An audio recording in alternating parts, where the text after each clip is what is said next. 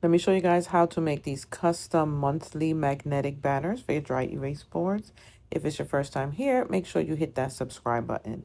So we're using the Stone City Inkjet printable magnetic sheets, and we're going to design in Canva.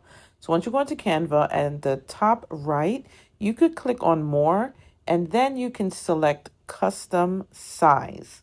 When you get to the custom size, I made it in 10 inches by 3 inches. I measured my dry erase board area that I wanted to go just to make sure what size I would need it. So make sure you measure yours before you choose the size. So once you do that, now we're in the blank canvas. So I just duplicated the blank sheet just to have two because I wanted to just try things out to see what I would like. You don't have to do that step. So to the left, you're going to click on backgrounds. So Canva has built-in backgrounds and it'll fill in the entire thing. This cloud one, I've just been obsessed with, so I chose that. Then I uploaded the images that I wanted to use. These are custom images that I had designed in ChatGPT. And then I removed the background and just cleaned up the second one because I didn't want the extra little hand on the second one. So I had the pieces erased. So when you go into background remover, you can click more and then you could go in and just take away some of the extra pieces that you don't want there. So I just took the extra hand. Then I flipped it so that both glue guns are facing inward. And I just sized them, no particular size, just how I wanted them on the side. So I went into text and typed in September to look for a font that I really liked. But honestly, I didn't find anything. So I went into Elements and then I typed in the letter S and I just started choosing different letters that I found. Those fuzzy ones was really cute, so I just put them at the top.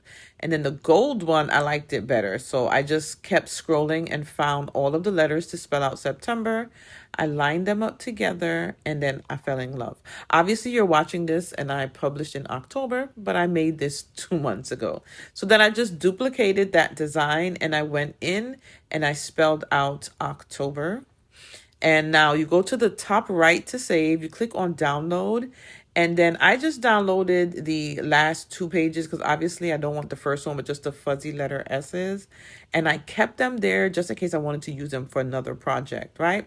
So now when you go to the bottom right, there's an option there. And it's actually a little arrow. When you click on that arrow, you'll see a few things pop up. You're going to select more.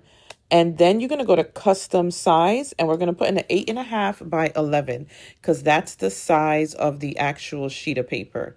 Then I went into upload and I brought back in the 2 banners that I just made and I just sized them the way that I want them on the 8.5 by 11 sheet.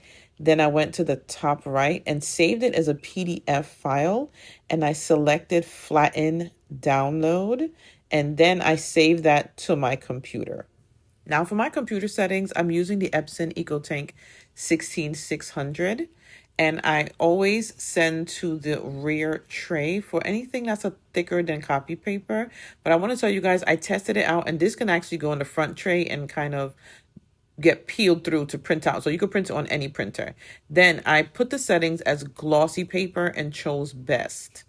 Now, when you take the paper out, you'll notice that it's really thin and easy to use.